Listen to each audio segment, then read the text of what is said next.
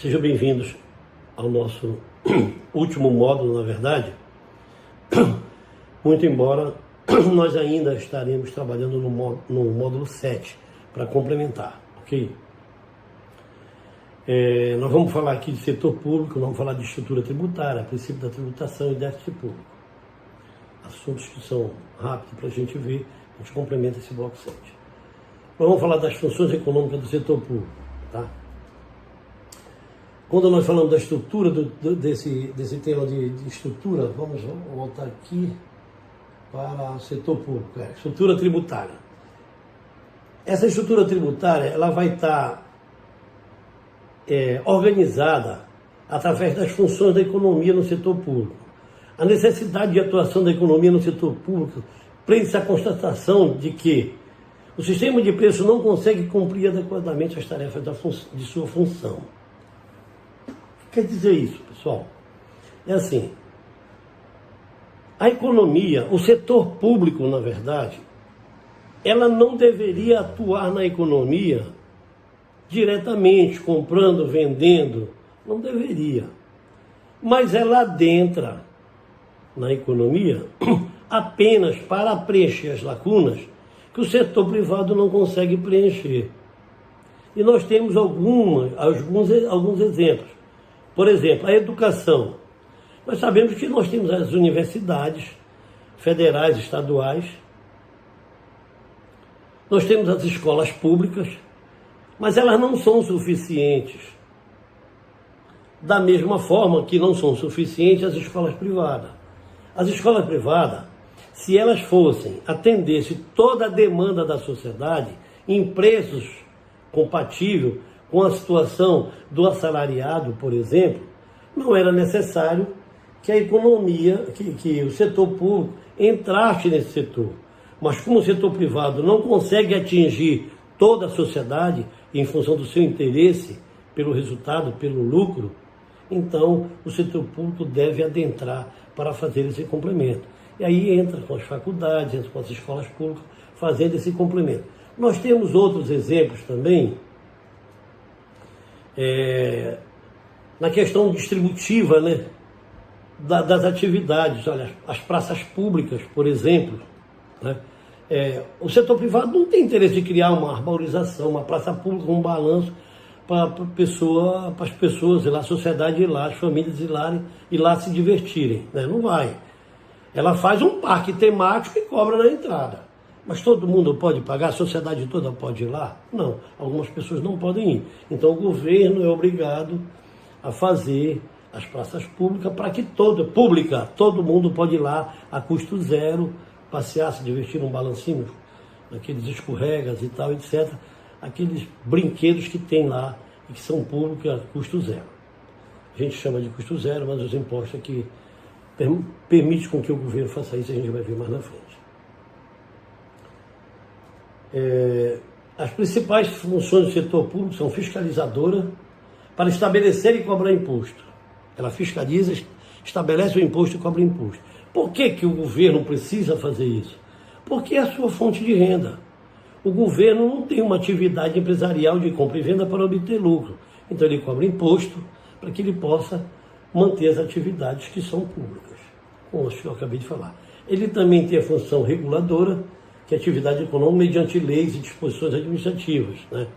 Então ele regula através de lei. Tem a lei tributária, tem a lei fiscal, né? Tem a lei econômica, tem a lei monetária. Existem as leis que controlam a atividade econômica privada através dessas leis e até de decisões, de normas administrativas, não só leis, mas de normas administrativas, de resoluções também administrativas.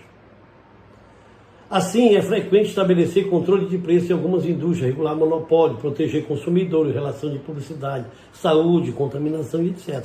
Isso é atividade do setor público também, né? Na saúde, que eu não mencionei a educação, não mencionei a saúde.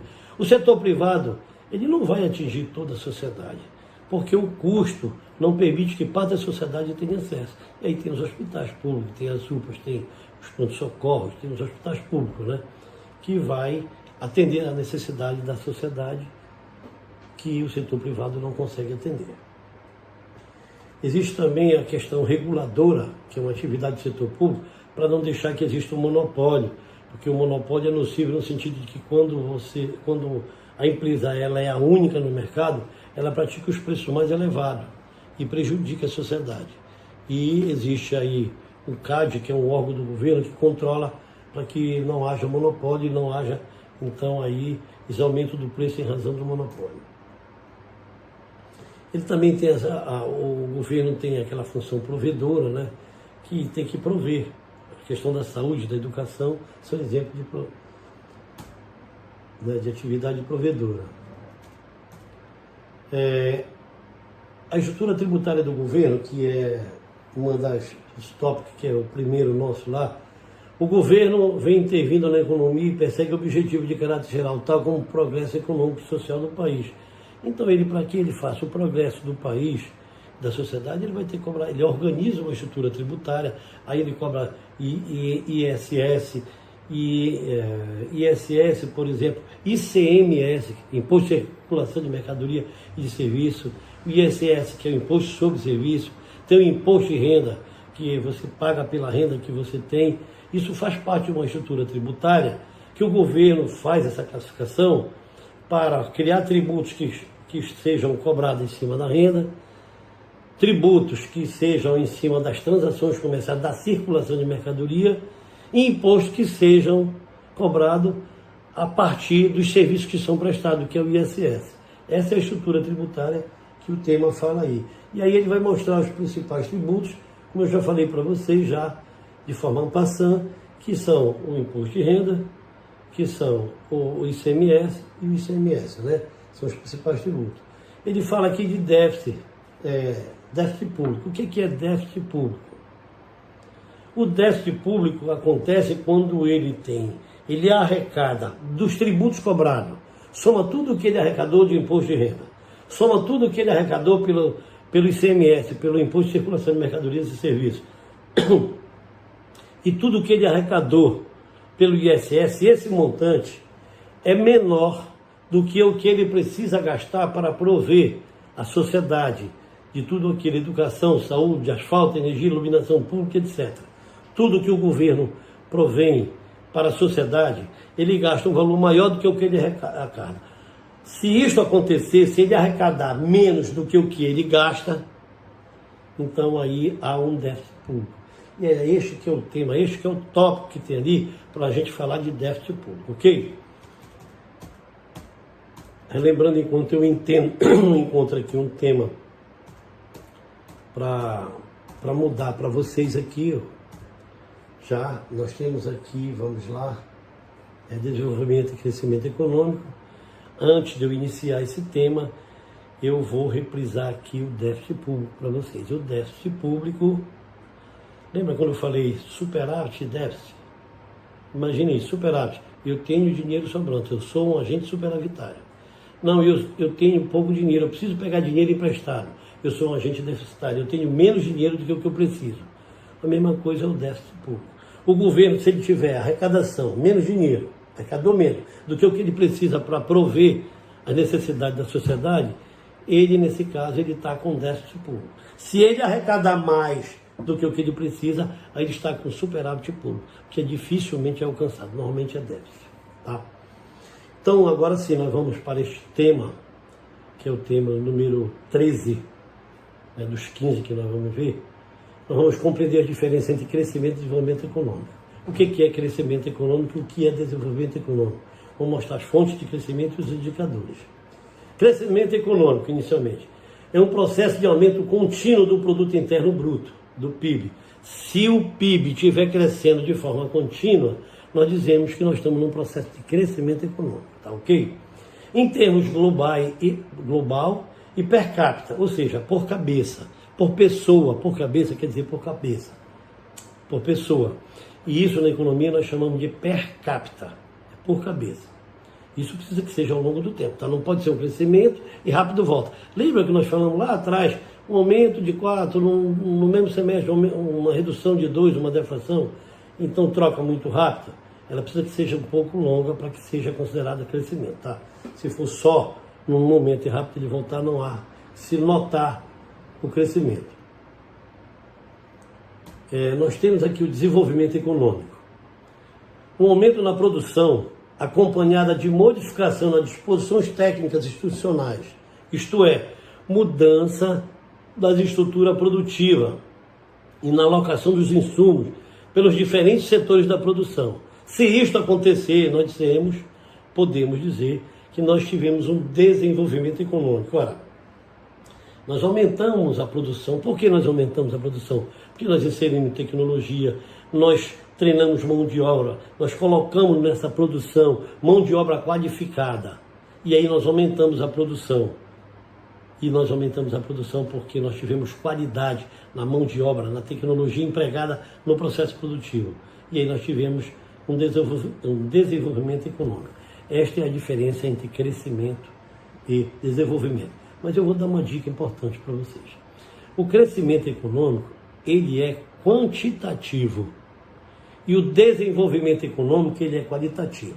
Então, se você estiver diante de um case, de uma pergunta, de prova, de qualquer análise mesmo estudando, você analisa. Se você perceber que ali está inserido qualidade naquele processo, você está diante do desenvolvimento econômico.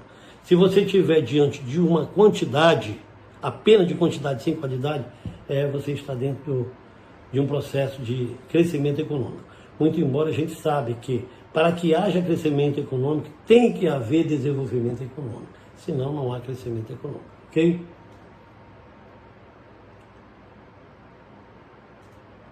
Estou vendo aqui no texto aqui do autor que ele vai dizer que para que haja seja longo tempo. A gente já verificou isso aí, nós já sabemos que se ela for um pico e já volta aqui, não há que se falar nem inflação, nem crescimento, nem nada. Não dá para considerar. A economia, ela tem que ser estável, ela tem que permanecer por um tempo razoavelmente longo, para que ela possa se caracterizar. Se você tiver medido inflação, para que se caracterize inflação. Se você estiver mensurando crescimento econômico, também tem que ter um longo prazo para que você possa determinar e definir como crescimento econômico. Ok? Quais são as fontes de crescimento? Em nível macroeconômico, o crescimento decorre da variação da quantidade e na qualidade dos insumos básicos, capital, mão de obra. Essas são as fontes de crescimento. Tu tens que ter uma mão de obra mais qualificada, treinada, tem que ter, além da mão de obra, tem que ter capital. Quando fala de capital, é bens, é estrada, equipamento, tecnologia, isso é capital. Capital não é só o financeiro, nós já estudamos isso também lá em economia monetária, né? Então, se você tiver um capital tecnológico avançado, de última geração, isso também se considera ou se constitui numa fonte de crescimento. O aumento da força de trabalho na quantidade e na qualidade da mão de obra é uma fonte. O aumento de estoque de capital também, na capacidade produtiva, também é uma fonte de crescimento e desenvolvimento.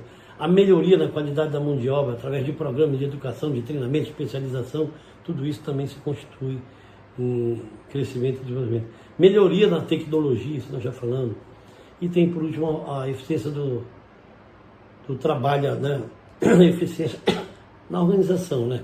Você tem que ter uma boa gestão, uma boa gerência, um bom dinamismo, uma boa prática na sua atividade laboral para que você tenha, né, produtividade e que o desenvolvimento e o crescimento possa efetivamente aparecer. Tá? Nós temos aí os indicadores de desenvolvimento, que nós temos o indicador IDH, né, que vai mensurar o desenvolvimento humano, e o PIB que vai crescendo e que vai mensurar o crescimento da economia como um todo, tá certo? Nós temos aqui um exemplo, eu não sei se eu tenho aqui, tomara que eu tenha aqui para mostrar. Tem. Tem um exemplo aqui que diz a taxa de crescimento do PIB de 1990 para 91, né, tem essa fórmula que é PIB 91 menos o PIB de 90 dividido pelo PIB de 90, vezes 100. Transferido em dinheiro, num caso concreto aqui, num exemplo, onde o PIB de 91 foi 428.270 e o de 90 foi 414.416, você aplicando isso na fórmula que nós temos aí, trazendo para esse exemplo de baixo, você substitui o PIB de 91 por 428.270, o PIB de 90 por 414.416 e no denominador repete o PIB de 1990, multiplica por 100, você vai ter um crescimento aí de 0,34%. uma fórmula interessante que a gente vai, trouxe para mostrar para vocês, como eu disse para vocês, que eu gosto de mostrar também, por exemplo, matemático, através de fórmulas, como há esse crescimento e esse desenvolvimento, já matematicamente, quando você demonstra, tem condições de demonstrar, ok? Então agora nós vamos passar para o nosso último tópico, talvez seja, né? Vamos ver se já será o nosso último tópico. Aqui eu ainda tenho um exemplo que é importante também mostrar para vocês, né? Que é a forma para calcular. Nós temos aqui essa fórmula, nós vamos calcular o quê? Nós temos o PIB per capita dividido pelo PIB real em questão total da população, para que você possa, pelo nível de habitante, você vai ver essa renda per capita. Você pega o PIB real por habitante de 91 e divide pela população de 1991. Quando você divide isso, você tem aqui a renda per capita, a renda por habitante, que neste caso aí está em dólar, por isso está o USS. Então você pega o PIB de 91, PIB real, divide pela quantidade da população que você tem. Quando você joga para baixo, que você bota no exemplo, com número, você vai encontrar aí um exemplo hipotético que eu fiz para vocês, 2.762,66 dólares por habitante. Esta é a renda per capita deste cálculo matemático que está na tela para vocês aí, que é a fórmula para você calcular a renda per capita de um país num determinado momento, ok? Então nós vamos passar aqui para as políticas macroeconômicas, para que depois a gente, que é o tema 14, que já é o nosso penúltimo tema, onde nós iremos encerrar nosso conteúdo. A política macroeconômica também, vamos falar um pouco de política fiscal. A macroeconomia busca a imagem que mostra o funcionamento da economia em seu conjunto. Então, macroeconomia vai mostrar a economia como um todo. Um conceito simples. Para analisar o funcionamento da economia, concentra-se no estudo de uma série de variáveis chaves. Uma série, vai mostrar tudo num conjunto, para que se possa mostrar o crescimento da economia na macro, na economia de um modo geral. O que é a política macroeconômica? A política macroeconômica é integrada por um conjunto de medidas governamentais destinada a influir sobre a marcha da economia no seu conjunto, toda a economia. Tá? E aí nós vamos falar um pouco de política fiscal, que essa política fiscal ela pode ser definida como um conjunto de políticas que define os gastos do governo de forma a financiá-los através dos impostos. Então o imposto, quando o governo cobra um imposto, que é um tributo que nós vimos na aula, no tema passado, isso aí é uma política fiscal, né? Porque o governo está fazendo, para definir o gasto dele, ele arrecada dinheiro através dos impostos, para aplicar onde? Nos gastos. Se ele arrecada para aplicar em gastos, é uma política fiscal. Ele está dizendo, né, que a política macroeconômica vai dividir fiscal e monetária. Ele vai, com esse dinheiro que ele vai gerir o orçamento monetário, a gente já viu isso. A política fiscal ela pode ser expansiva e ela pode ser restritiva, né? Se ele aumentar o gasto público ou reduzir impostos, ele está fazendo uma política fiscal expansiva. Se ele aumentar os gastos públicos, ele joga dinheiro. Ele aumenta o gasto, quer dizer, ele joga dinheiro na economia, então é expansiva. Se ele reduzir o imposto, ele cobrar menos imposto, também é uma política expansiva, porque ele vai deixar dinheiro na economia. E restritiva é o contrário, ele aumenta os impostos ou diminui os gastos públicos, ele está restringindo dinheiro na economia. A política monetária, por sua vez, consiste no controle do Banco Central, procura exercer sobre a oferta monetária, né? Ela controla. Ela faz aquilo que nós já falamos, lembra que eu falei numa aula passada aí, sobre criação e distribuição de meio de pagamento? Exatamente isso aqui, que é a criação e distribuição de moeda. Quando ele joga título no mercado, ele atrai o dinheiro para dentro do Banco Central e retém. E ele não devolve esse dinheiro para o mercado. O que acontece? Ele faz isso por 6 meses, ele te dá uma taxa de juros excelente, te atrai, bota o teu dinheiro, compra o título, fica com papel e fica com dinheiro. Ele destruiu o meio de pagamento. E aqui na criação de meio de pagamento, ele faz o contrário, ele começa a comprar títulos, ele começa a gastar dinheiro Ele aumenta, ele constrói hidrelétrica, ele constrói asfalto, ele constrói estrada, ele constrói hospitais, ele constrói órgão público. Ele está gastando dinheiro, ele está criando meio de pagamento. Então a forma de criar meio de pagamento é a forma de destruir meio de pagamento. Criar é quando ele põe dinheiro no mercado, destruir é quando ele retira dinheiro do mercado pela via que eu acabei de falar agora. Ele retira do dinheiro do mercado quando ele vende título público e tira o dinheiro. E ele põe dinheiro no mercado quando ele devolve esse dinheiro e pega o título público, ou quando ele aumenta os gastos do governo em estradas e órgãos públicos, hospitais, etc. Ele aumenta os gastos públicos. Ok? E aí a gente vai para o nosso último tópico.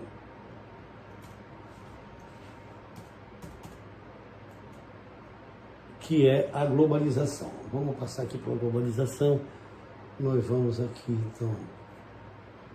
globalização.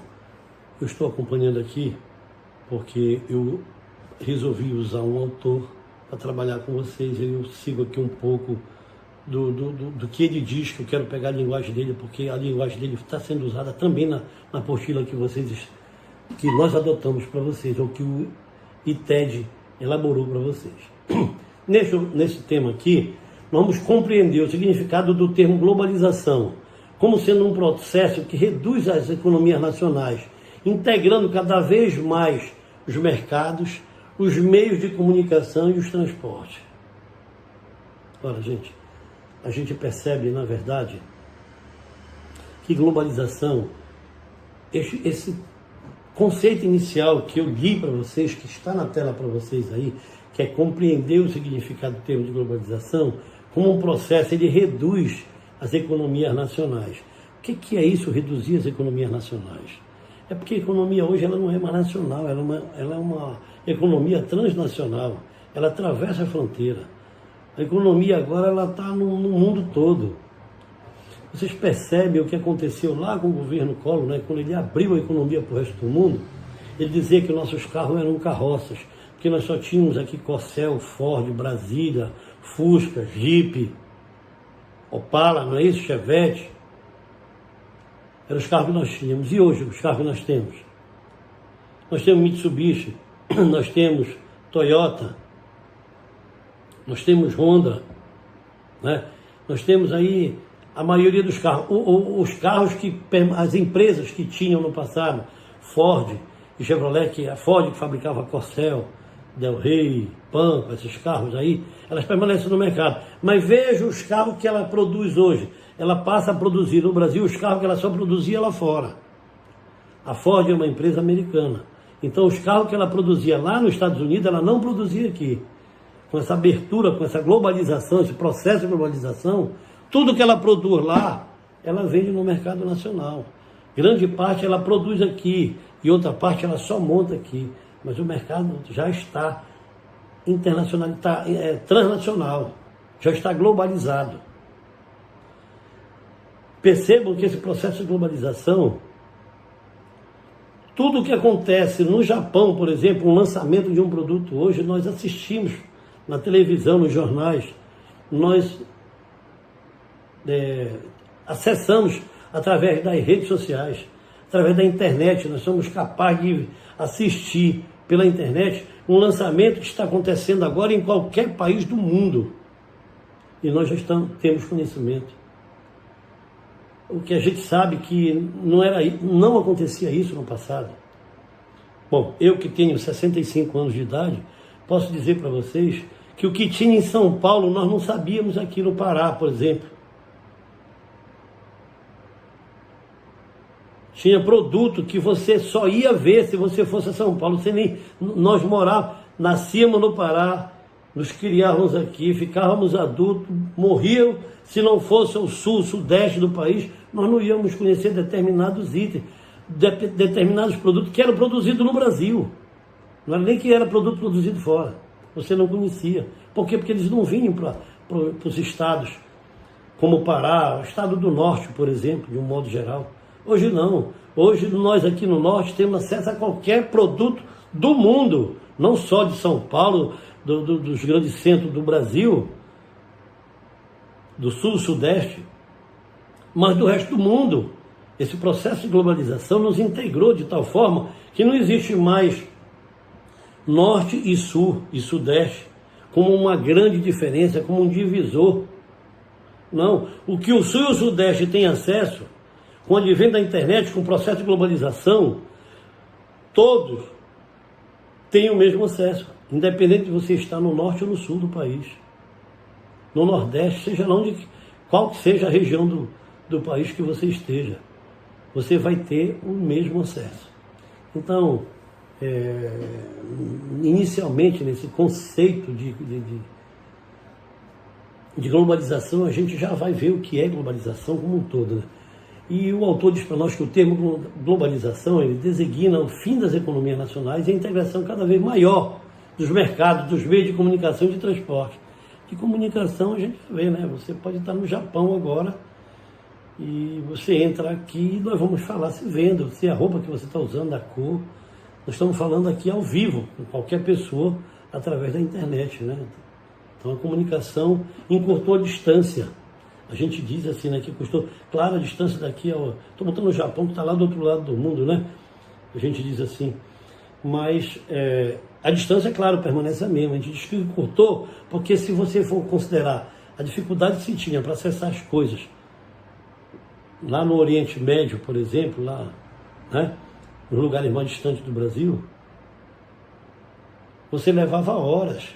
E agora você fala com diferença do delay apenas, tão somente. Certo?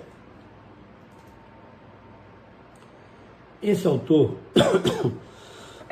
Dá licença, eu tomo um pouquinho de água.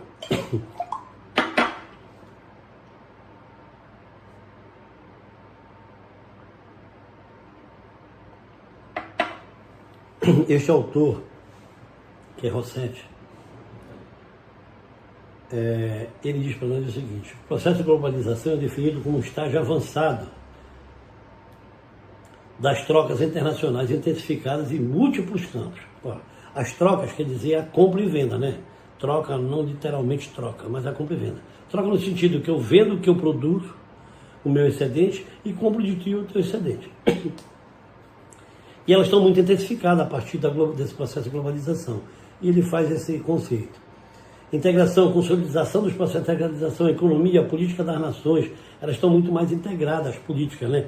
Hoje nós fazemos aqui, o que a gente faz aqui, a gente discute lá no OMC, para que aquela política macroeconômica, a política das nações, atenda um objetivo comum, para atender vários países ao mesmo tempo, né? Nós temos aqui o NAFTA, que são os blocos econômicos, né? Que vem, o NAFTA na América do Norte, o Mercosul na América do Sul, a União Europeia na Europa Ocidental, né? E assim sucessivamente. Então nós temos aí essa questão da globalização, elas trazem algumas consequências para a gente, que é o nosso último tópico, não só deste tema, mas da nossa aula, do nosso curso, da nossa disciplina, de um modo geral. Então as consequências, a intensificação das transações econômicas internacional, a expansão dos graus de interdependência das nações. Uma nação já passa a depender da outra, né? Nós temos o minério de ferro, o Japão, a China depende do nosso minério de ferro para produzir lá o aço, lá tudo que eles produzem lá, né? Nesses metais. Mas nós dependemos da matéria-prima, do produto final que eles produzem, que nós ainda não possuímos tecnologia para produzir esses produtos. Então há uma interdependência. Eles precisam da nossa matéria-prima, do nosso minério, e nós precisamos do produto final deles lá.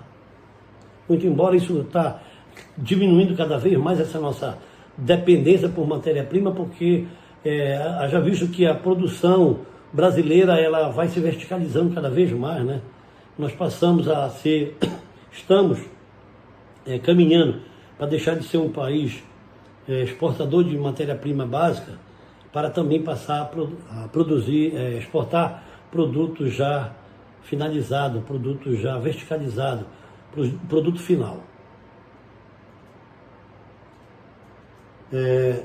Esse produto que nós estamos falando, esse produto finalizado, nós temos ainda uma pequena quantidade, nós produzimos muito pouco, mas à medida que o tempo passa, a gente cresce, cada vez mais o Brasil cresce nesta verticalização da sua produção e passa, portanto, a exportar cada vez mais produto já finalizado, produto acabado para o resto do mundo.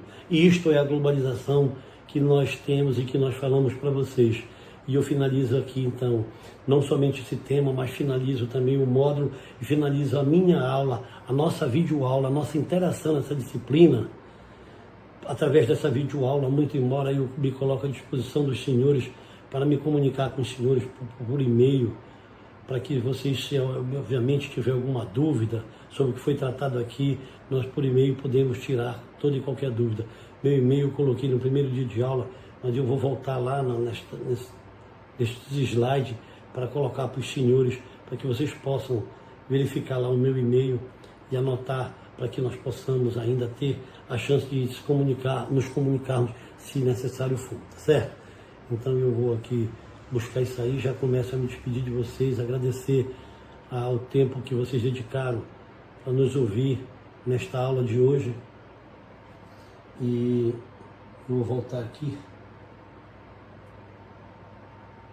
onde a gente trabalhou essa disciplina Economia e Mercado. Estamos já no fim, nosso tempo estourou, já 31 minutos, mas eu vou ainda colocar. Está aí a tela é essa que diz Ademir lá de Alencar, que é meu nome. No entanto, meu e-mail é meu nome e meu sobrenome, ademialencar@brasildecart.com.br. E eu tenho esse telefone, o DDD 91 980 90 5000. Muito obrigado pela atenção de vocês, bons estudos e nos encontraremos numa próxima oportunidade. Muito obrigado, fique com Deus.